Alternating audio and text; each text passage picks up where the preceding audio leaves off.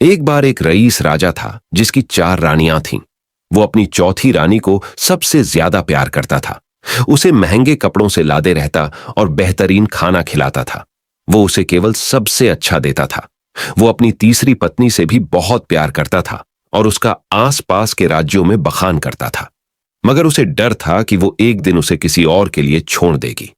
वो अपनी दूसरी पत्नी से भी प्यार करता था और वो उसकी हमराज थी और वो उसके साथ हमेशा सहानुभूति, इज्जत और धैर्य से रहती थी। जब भी राजा को कोई परेशानी होती थी तो वो उसे बताता था ताकि वो राजा को उस परेशानी का हल बता सके।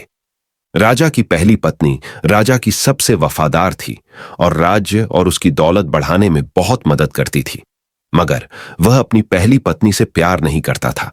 एक बार राजा बीमार पड़ गया और उसे समझ आ गया कि उसके पास समय बहुत कम है। इसलिए उसने अपनी चौथी पत्नी से पूछा कि मैंने सबसे ज्यादा प्यार तुमसे किया है और तुम्हें सबसे बेहतरीन चीजों से नवाजा है, तुम्हारा सबसे ज्यादा ध्यान रखा है।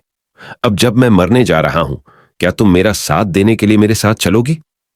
तब उसकी चौथी पत्नी ने जवाब दिया कि बिल्कुल नहीं। उसकी बात राजा के दिल में छुरी जैसी चुभी।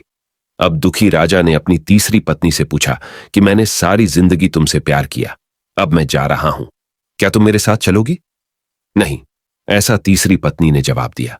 जिंदगी बहुत अच्छी है और जब तुम मरोगे तो मैं दोबारा से शादी करूंगी। अब राजा का दिल बैठ गया था और वो अब ठंडा पड़ गया था। फिर उसने अपनी दूसरी पत्नी से पूछा, मैंने हमेशा जरूरत के वक्त तुमसे मदद मांगी और तुमने भी हमेशा मेरा साथ भी दिया, लेकिन अब जब मैं मरूंगा क्या तुम मेरा साथ देने मेरे साथ आओगी? माफ करना, इस बार मैं तुम्हारी मदद नहीं कर सकती। दूसरी पत्नी ने जवाब दिया, ज्यादा से ज्यादा मैं तुम्हें तुम्हारी कब्र तक छोड़ सकती हूं। उसका जवाब बिजली की तरह राजा को लगा और वो बेहद दुखी हो गया। तभी एक आवाज आई, मैं आपके साथ चलूंगी और जहां आप जाएंगे वहां आपके साथ चलूंगी। राजा ने अपनी नजर घुमाई तो उसकी पहली पत्नी खड़ी थी। वो बेहद कमजोर थी क्योंकि वो खाती नहीं थी।